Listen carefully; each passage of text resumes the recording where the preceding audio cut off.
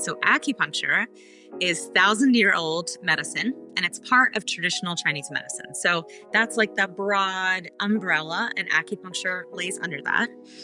And it is a means of helping the body get back to balance, which means health. In Chinese medicine, any symptom that we have is saying that the body is out of balance. So acupuncture uses needles on specific points in the body to help the body resolve symptoms and get back to that equilibrium where we're in perfect health. The way that the medicine works is that the practitioner will really talk to the person about everything going on in terms of their physical, mental, and even spiritual health.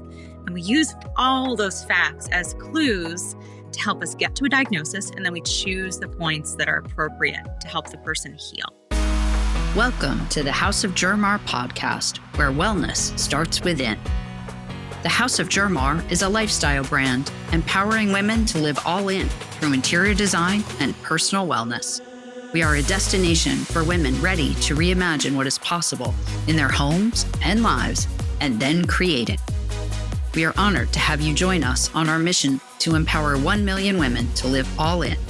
I am your host, Jean Collins, and I invite you to become inspired by this week's guest. Welcome to the House of Germar podcast, where wellness starts within. I'm your host, and this week we're going to be talking acupuncture, something I find so fascinating, and I've done it before, so it is such an interesting field. So our guest today is Erika Prinz Ben-Zur. Yes, that's a lot, folks. But Erika Prinz has a company called Prinz Acupuncture, and I am so excited to talk about her career journey, what acupuncture even is, what it does, how she helps her clients, because it is an ancient art, but it is something that can be really, really helpful and can help a lot of people with pain and stress management. So Erika, thank you so much for taking time out of your busy day to be a guest on the show, and welcome. Thank you so much for having me. I'm thrilled to talk about what I do because it's really changed my life in so many ways. And I aspire to change the lives of women, especially women and men, of course, through this medicine and through my business and helping others. So here we are. I can feel your passion. And so thank you for bringing that to the table. I always like to start out by asking my guests about their career journeys because, as I say, things are not linear. And I think it's always inspiring and inspirational for people to hear how you got to having a career which you're so passionate about, which you so love, and that fuels you on so many levels every day. So would you mind sharing with everybody, what's your background? How in the world did you end up, becoming an acupuncturist? Because that's not exactly at 15 what you say you want to do in life. Definitely not. I don't even think I knew about acupuncture or the word when I was 15, although I'm sure I could have benefited from treatment at that age. So my background is not acupuncture. However, I grew up in the world of ballet, and I danced every day. I was in a ballet company growing up, and a modern company. So that was really like what I did and where my heart was and where my body was. I also danced in college, decided not to major in that, but it was really my identity was looped up in dance. And I ended up following the path of business because of course that is very practical, and you will get a job if you major in business and marketing, which I did. So right out of school, I moved to New York City pretty quickly with a PR agency, and we worked with startup companies, a lot of healthcare, a lot of technology. And I was pretty happy doing that. It was, getting to live in the big city and learning a new skill and working with really exciting clients. But along the way of this path, I had a knee injury. And I was young, I was healthy from what I thought. And all of a sudden, it's like I couldn't walk. I woke up with this like searing pain in both knees, and it was awful. I lived in this 5th-story walk-up, as you do right out of college. So of course, you need to be mobile in Manhattan. And through this journey of pain, I saw so many different orthopedic doctors, the top sports doctors, who really said, okay, we don't know what's going on. Take painkillers, take anti-inflammatories, and go to PT, which I did religiously. I was really good at taking the painkillers. I think they were it was like high strength Advil. It wasn't anything crazy, but I needed something to help me get through the day. I went to physical therapy, and not a lot changed. And not a lot changed in terms of pain, but my life totally changed. I could no longer take dance class. I was very active. I loved to go to the gym and just be out in the world with my body. And through movement. And it really stopped me in my tracks. So I was anxious, depressed, all the things, understandably. And my mom actually suggested go try acupuncture. And this wasn't in our family vocabulary. We just went to the regular Western doctor when something went wrong. But I did find someone in the city, and really after the first session, during the first session, I knew that something would change, and I knew that she could help me. Like, it was really the first time that anyone listened to the full story of what was going on. It wasn't like, check out my knee, look at it and treat that. Just look at me as an injury. Mm-hmm. She asked everything going on, from sleep to energy to diet, my cycle, obviously, in addition to my knee. If you've been to acupuncture, it's like so many questions and you're wondering, how is this all connected? But it was the first time that I felt seen within this injury that I had. And it actually got me out of a lot of pain after the first session. Continued to go. I continued to be more interested in the medicine, and that, sparked my desire to go to grad school eventually. So yeah, I stayed in PR for a while. I think 8 years. I had a relatively long career in that, before I decided to go to grad school, but that I knew that was like the end goal. When you made that shift, what did your family say to that? Because that's a big change in life. And by the way, acupuncture is not traditional Western medicine. It's a little on the, let's call it woo-woo. It's science-based, but it's a little out there. It's not as mainstream. Yeah. What did your family say about that? Oh, I remember very clearly. I was walking down the street talking to my mom on the phone, and she's like, yeah, it was like I dropped the bomb. Like, why? Can you go be a doctor? Like, there's another way you can do this. And I got them on board. I remember they came to the open house at the school. I went to school in New York City because I was still working in marketing. So I had to stay there. They started to see the light and understand why I was so attracted to this. But it was hard for them to, think this is what I was going to do, because it was such a big change. It's expensive. It's 3 years. It's full time. Nothing is guaranteed when you leave, when you graduate. So it was surprising. Yeah. Well, and it takes you down a whole new path, a whole new career path, a whole new friend path, a whole new journey. For sure. I felt like I was living in two lives, because I was working in a PR firm with clients and talking the talk that way and going to business meetings. And then I was going to grad school on the side, where we were talking about chi and blood and acupuncture points and doing meditation. It couldn't have been more disparate. And totally.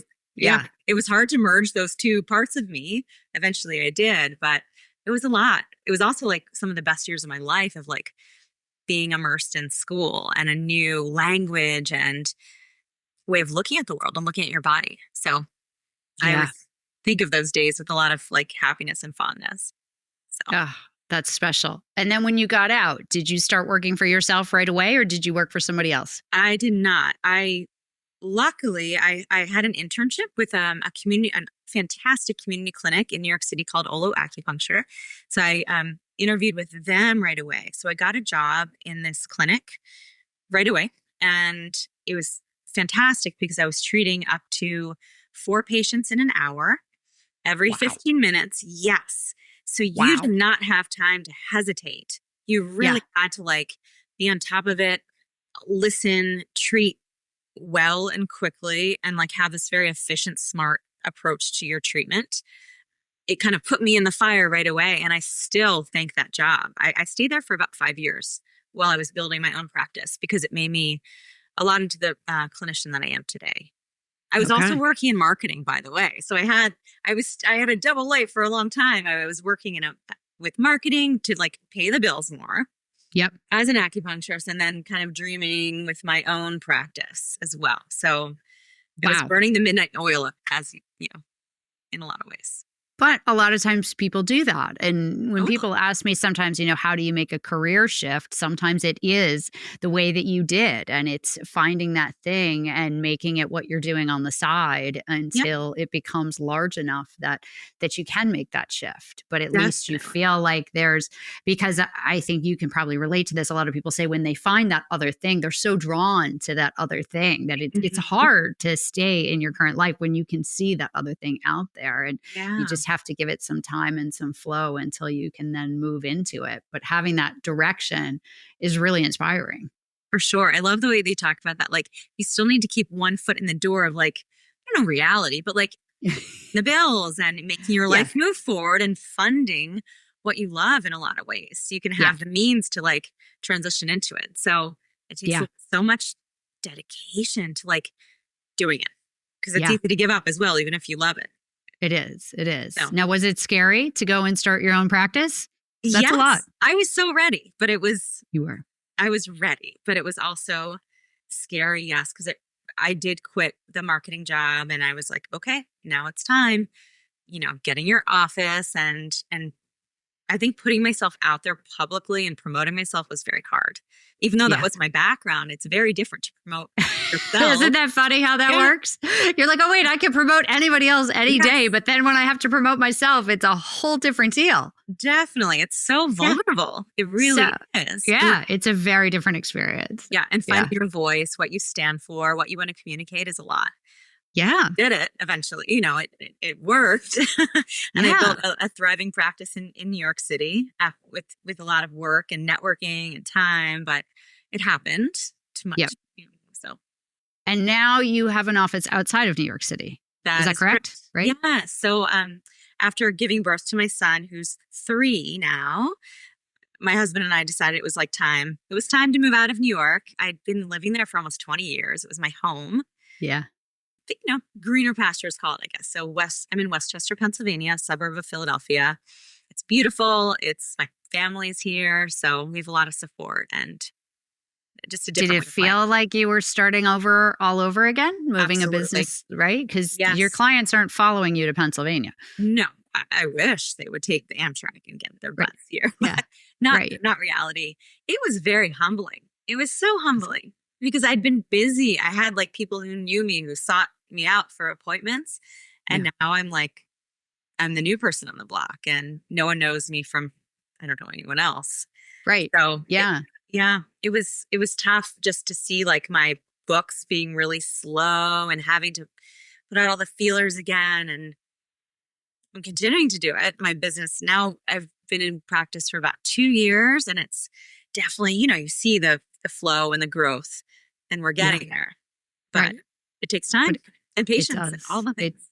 Yeah, it definitely does. Yeah. It's a process. It doesn't happen right away. No, it doesn't. How have you found, how's the community out there? What's their receptivity to acupuncture? Because it's very different in a city. Things are, I don't want to say very hip and modern, but they are. You know, people are much more receptive to alternative ways of healing in New York City. It's very progressive. So have you had to struggle with that by moving outside of the city? I have. I've certainly noticed a change in people's knowledge of acupuncture and what it is. In New York, it felt like everyone had an acupuncturist, or it's just a normal thing that you do for your self-care. And here it's not so much. I think people... more education needs to be done. I need to talk to people more about what it is and the benefits. So I'm really working hard on that to get over that hump, so people then want to come see me.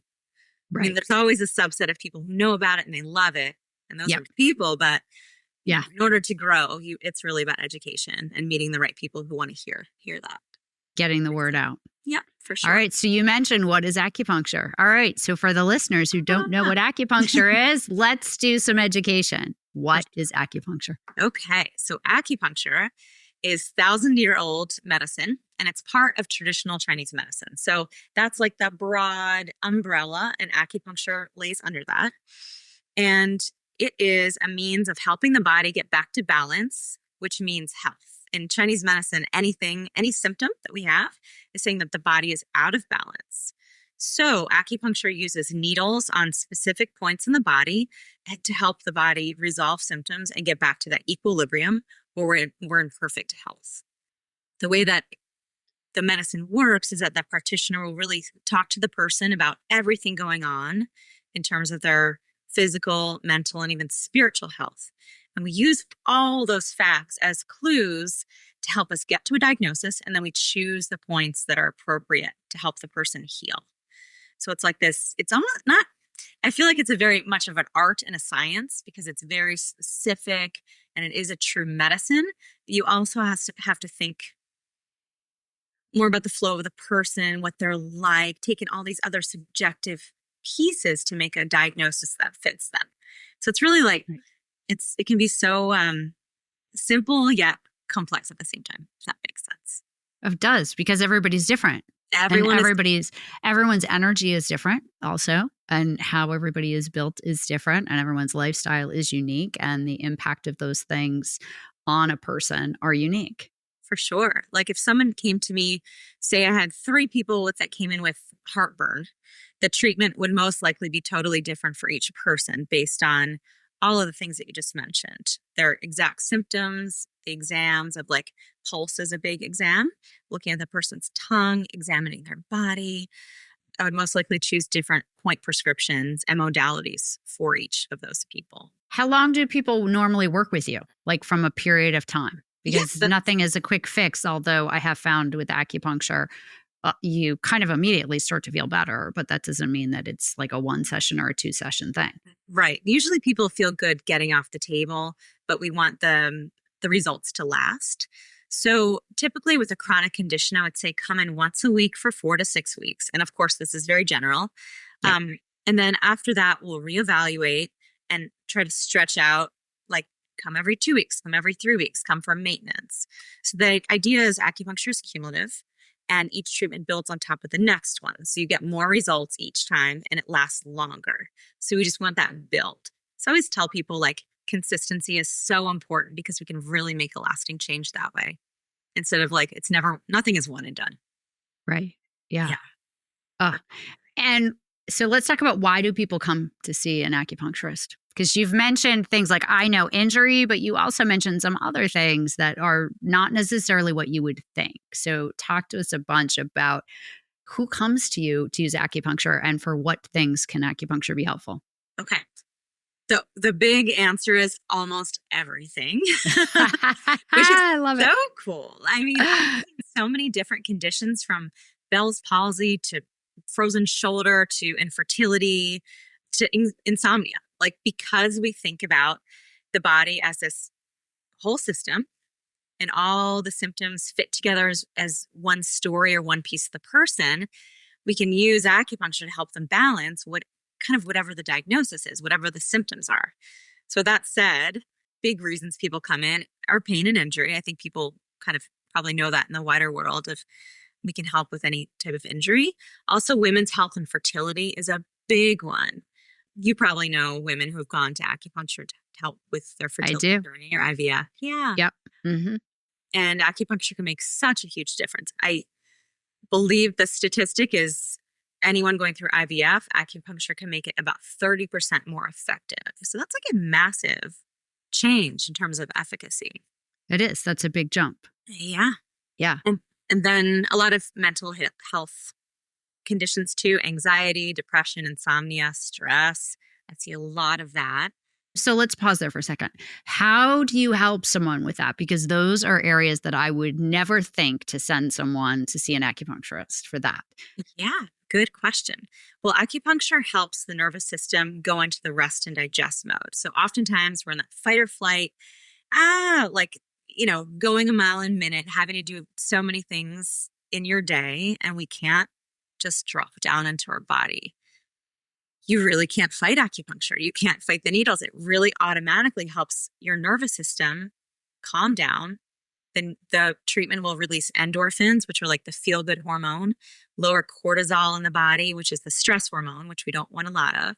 So it really does make these very palatable or measurable changes within our nervous system, inner body, with a single treatment. So no matter what someone comes in for, really, they almost are always like, oh, I am just so relaxed, So then if we really focus on it, you can make a big change.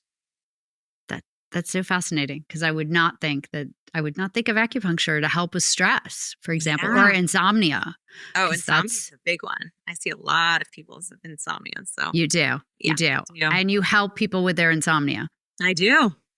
I mean, of course, we're looking at lifestyle too. So it's, yes, again, like if I give you the best treatment in the world, obviously, if you're doing something outside of here and scrolling through Instagram until 3 a.m., like, right. All right, there's only so much I can do. But oftentimes I give a lot of lifestyle recommendations, dietary recommendations for people to how they can support what we're doing in the treatment room. Right. It's much more holistic. Sure. Can you practice it on yourself? I needle myself quite often. I'm not going to lie. I do receive acupuncture, like a proper treatment and diagnosis from like in another Somebody practice else. from Okay. somebody else. Yeah. Mm-hmm. But if I have a sore muscle, I'll needle it every so often. I needle my face a lot for facial acupuncture. Ooh, talk to us Yeah. about that. What Oh my is that God. about? Love facial acupuncture. I've never even heard of that. I love it. It's awesome. So we use really tiny needles. They're like, so overall needles in acupuncture are really, really, really thin, like hair thin. But the needles that I'm looking at them, they're on my counter over here. I wish I could show you. They're tiny. They're little guys. You hardly feel them when you put them in your face or patient's face. And the idea is they create micro traumas in the skin that then rebuilds collagen. So we're really like restructuring the skin. It also helps to like move out any sort of puffiness or lymph, helps to sculpt, gets rid of tiny wrinkles and any lines. I don't know. It's great. So I have That's a whole treatment amazing. here. Yeah. That's amazing. So you put all the needles in and then what? Someone just sits there with the needles in? You could sit, but I have them laying down on like right. Okay. warm heated table. Okay. And it also includes a regular acupuncture treatment. So I'll treat whatever's going on internally. So say you come and you say, I have horrible digestive issues. We're also doing a facial. Oftentimes they're interconnected. Like if you're not digesting things, you might have acne or congestion. So it's really this holistic treatment. It's not just like the cosmetic piece. Treating someone as a whole. Yep. And I'm like locally on the face. And it fits together for like a long lasting change or improvement. Yeah. But back to the treatment, which is the best part. Yeah. You're laying on the table, acupuncture treatment, and then the face. And I can send you pictures, show you pictures. I would love that. Yeah. And then I put an LED light over top. So they lay there for like half an hour. And then once I take out the needles, I do facial gua sha and massage and facial cupping. So that helps like really like cement in the treatment and sculpt and like move out any sort of like puffiness or stagnation or tension in the face. And then I am so bummed that you live in Pennsylvania. I know. I was just going to say, if you're only closer, we could do this. That is so cool. I would love to see pictures of that. We'll interweave it into the video. It would be really great, actually, if you have pictures to send us. Wow. So a normal acupuncture treatment for pain, let's say, is it half an hour? Is that how long people sit there with the needles in? Yeah. About half an hour. I would say it takes, by the time they're on the table, examination, let's say like 15 minutes for the treatment as I'm putting everything in and making sure it's like an amazing session and treatment for them. And then they rest for about 20 to 30 minutes.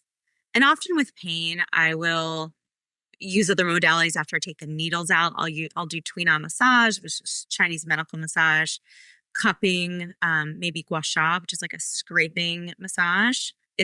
There's a similar technique in physical therapy, so it's not too far off. Right. Maybe those are the main ones in terms of pain. So it's always like multi-layered approach. Right. With what I'm doing. Okay.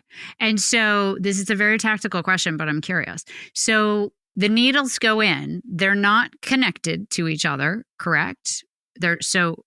And is there any sort of vibrating thing that happens or electrical stimulus that happens, or just the needles in certain points do all the work themselves?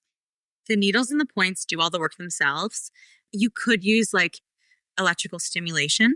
There's, there are machines for that. It's kind of like a TENS machine that connects to the points. I sometimes incorporate that. I find that people aren't as comfortable. It works. It's not my favorite because I know the needles work on their own. Like I don't need all the extras. The points themselves, I think they're 100. I should know the exact number. I believe 178 acupuncture points in the body, and then extra points, and then points in the ear. So there are all these different points. Yeah. And they've done a lot of studies, and they're actually they're closer to nerve endings in the body. There's more, I guess, your own electrical stimulation near those points. They're active in a way. So the person will often feel more sensation on those points. Like it could be tingly, it could be warm, it could just feel like movement in the area. The sensations around the points can be different for everyone, but almost always you feel just something is shifting in the body. Right. Which is fun as you're resting, just to be aware of the flow of what's happening. That things are happening just because you have some needles in you. Yeah. Do the needles hurt? They should not hurt upon entry. If the practitioner is good at what they're doing, they should be easy, painless. You feel a little like, boop. I mean, it is a needle, but it shouldn't be like a big sensation. Right. But when you treat tight muscles, for instance, with pain, that's when there's more sensation. The muscle there's different ways of needling that the muscle can release or help it to let go. And that can be more sensation, but not necessarily like pain. So I find with most of my guests who are interested in things like this, there's a lot of continual learning because things evolve, even though acupuncture is ancient. So talk to me about what you do about continual learning, especially since you focus on a very holistic way of healing. How do you decide what you want to learn next? Oh my goodness, the options are endless. Yes. I feel like my curiosity for everything is like too much because I can't keep up to get to everything. I have done continuous education since I graduated. There's so many different styles of acupuncture. So I tried to learn about different styles with different teachers that I really respected and knew about. And then recently I've been delving more into fertility and women's health. I'm very, very passionate about helping women feel whole, feel supported, feel good inside their bodies. After giving birth, I was rocked. I was like, what is happening here? Who am I? Right. Yeah. And it really made it clear that I wanted to especially focus on supporting women. And we need a village for all the things to help us get through life and achieve in life and be good moms and be good entrepreneurs and be good wives or whatever we want to be. So yeah, that's been dictating my path of continuous education lately. And that's a good one. But you're right. There is so much out there. It does become overwhelming. It does. Yeah. Yeah. And now, of course, I weave in business courses and I'm taking out a class on AI to learn a little bit more. There's always something in that realm of always, right. Oh yeah. Up and running. Yeah. Right. Oh yeah. Help you thrive. Oh, always. There's always stuff on business. Yeah. Yes. So I have a few courses I need to really jump into that I've subscribed or I've purchased and I need to finish them, find the time. Right. Yes. Right. Well, it's that whole working in the business and working on the business. It's like you need to be doing both all the time. The time. Yeah. Mastering social media, and that's a job all inside itself, trying to get the word out about what you do and build a business and build a reputation. That is a job all by itself. Yes, for sure. Yeah. I love what I do. So it's always fun to take another class to sharpen my skills and have more knowledge. Yeah. Yeah.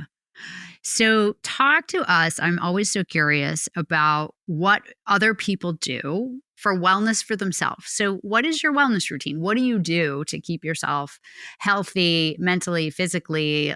You look fabulous, by the way. So whatever it is you're doing works.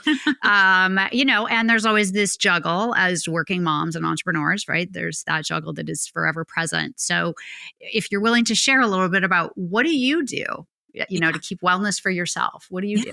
Thank you for asking that. I've had to give some things away since I have a toddler and he is busy and he doesn't sleep as great as I would like. So I had to let go of some of my wellness routine. But with that in mind, it's still critical to me that I have a handful of practices that I do, if it's every day or every week, that keep me balanced and keep me feeling like myself. Number one is prioritizing sleep, even though I don't have a toddler that sleeps through the night all the time, going to bed early and making a space that is a place where my body wants to rest. Yeah. Number two is exercise.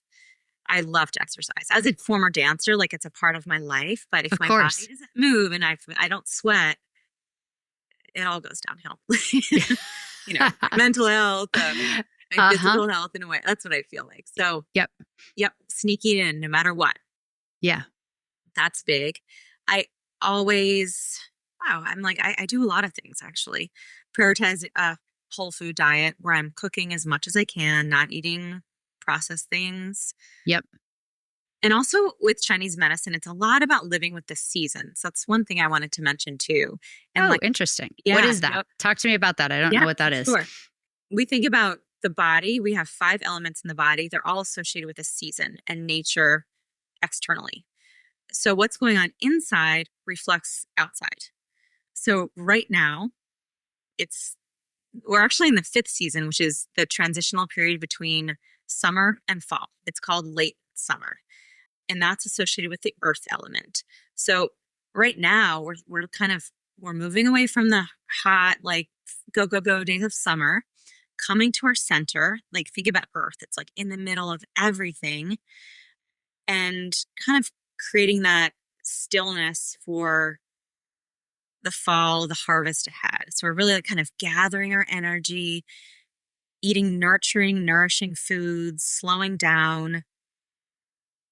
And then there are organs associated with that. There are food groups that are associated with that, different movements. So when we think about our bodies this way, how we're not just like this body moving through the world, we're part of everything around us. It kind of puts things in perspective. And I do like to think about that a lot. And even with my family, like my husband and I always fill him in. I'm like, okay, here we are. We're in the earth season. We're gonna eat more, orange foods and cook things more and not eat watermelon every day, whatever it is, but it makes a Right. difference in terms of health. I've So never thought of it that way, but I totally see it. Like I yeah. see, I just see it also in, we don't have as much daylight. Like that's changing every night lately. I've been like, oh my goodness, I can't believe it's 7:15 and it's already starting to get dark. And there is this transition and this change as to how your body responds to that. And it's such an interesting thing. I'd never thought about that, but it is I can see how it's all connected and the importance of changing some of your routine and changing your food to accommodate some of those changes that are going on outside to ensure that you still have energy, that you still get enough sleep, that all of those things still keep happening. Yeah, it's such a great way to word it. Like we're accommodating, we're just shifting things a little bit. So we're in alignment and it's not when we do things that are disparate with the world around us, it just doesn't work for our systems. Or it may for a little it may for, you know, our younger years or whatever it is. And then we can hit a wall. And that's when like illness really shows up, is when we're not living in that balanced state of life or caring for ourselves in like a very subtle way that can make such a big difference. Yeah. So Well, and I love it. And you're living what you believe. And you clearly are very passionate about it. And you are fully embracing and fully living the values of the medicine and the values of that culture and the values of the wisdom, which I think is so important. And I find, at least I'm fortunate that most of the people that I interact with are doing that. And I think that's so important to just point out for women that are looking for career change or people that feel lost or struggled.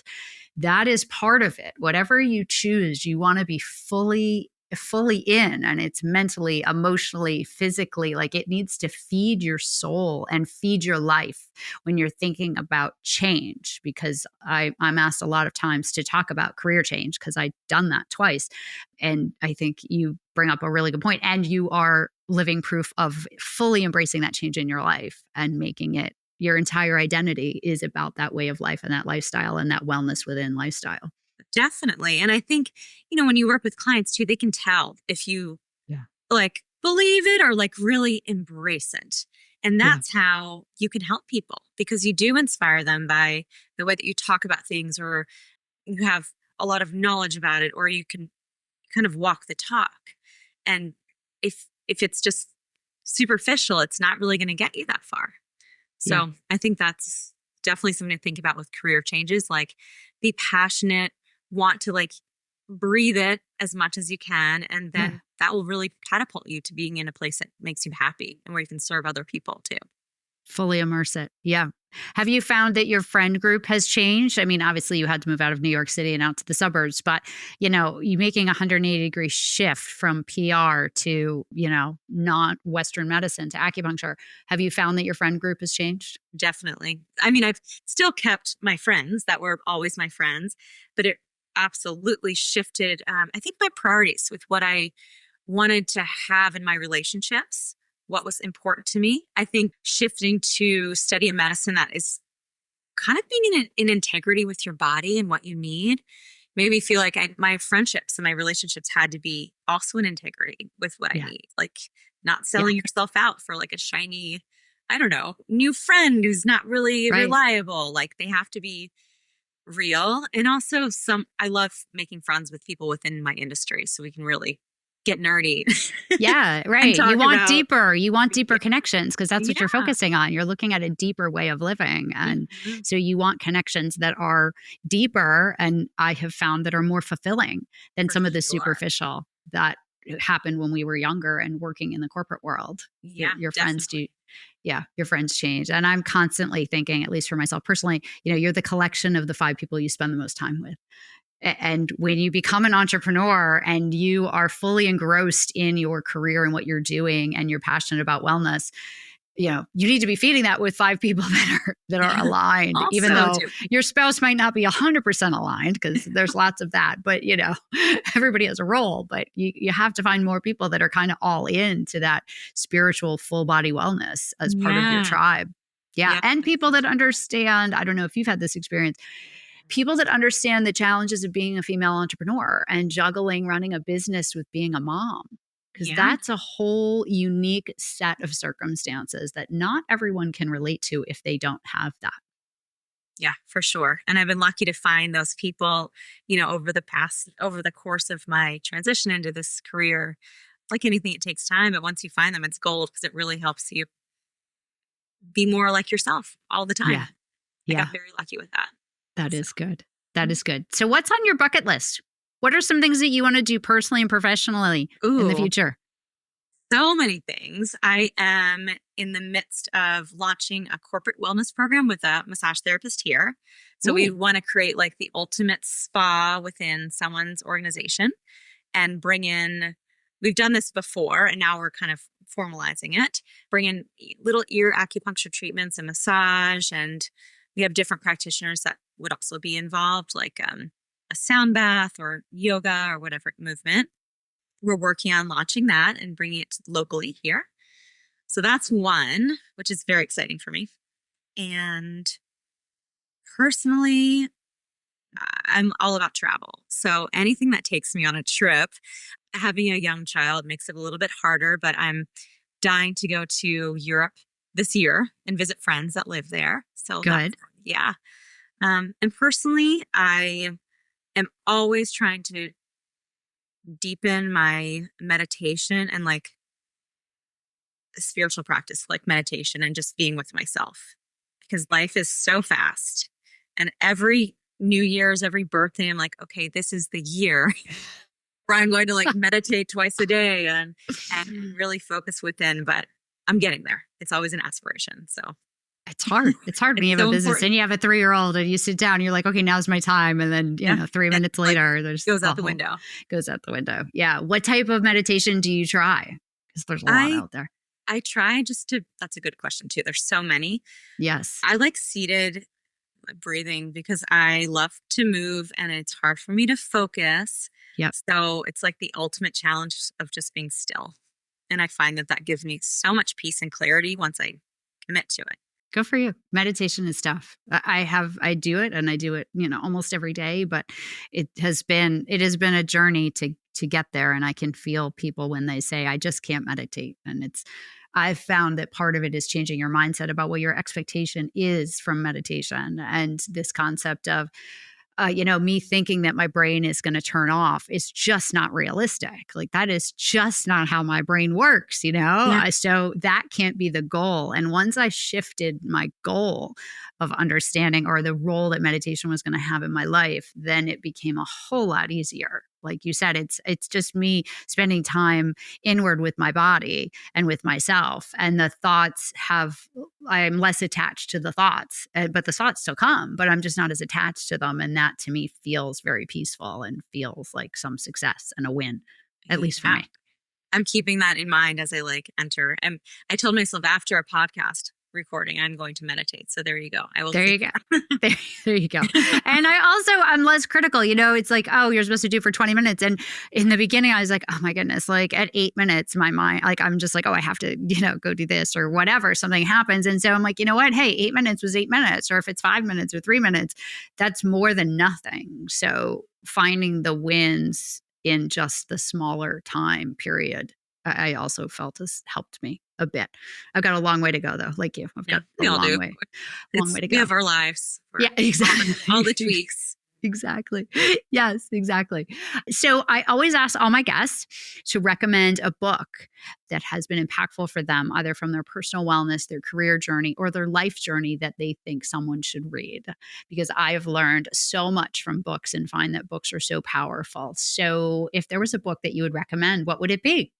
It's such a hard question because I love to read. I'm always reading something.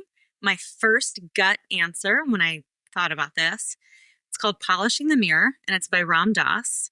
Ooh. And I never really knew about him until a couple of years ago. And it's pretty much a practical guide on how to live in the moment and be of service to others.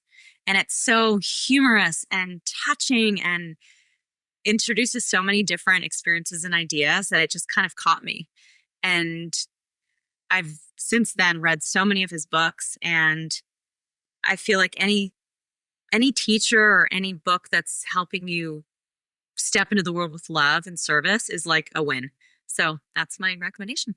Ooh, yeah. And I have not read that one. So I will link it in the show notes. I will buy it. I will read it, and I will comment and tell people how it is, because I learned from the recommendations that all of my podcast guests give. I would say 2 out of 3 times I've read the book, but I get so excited when someone recommends a book that I haven't read. Yeah. Oh, I'm happy that it's new to you too. Yes. So thank you so much. So before we go, is there anything that I didn't ask you that you want to share about your business, your life, the importance of acupuncture, anything I didn't ask that you think is really important for people to know?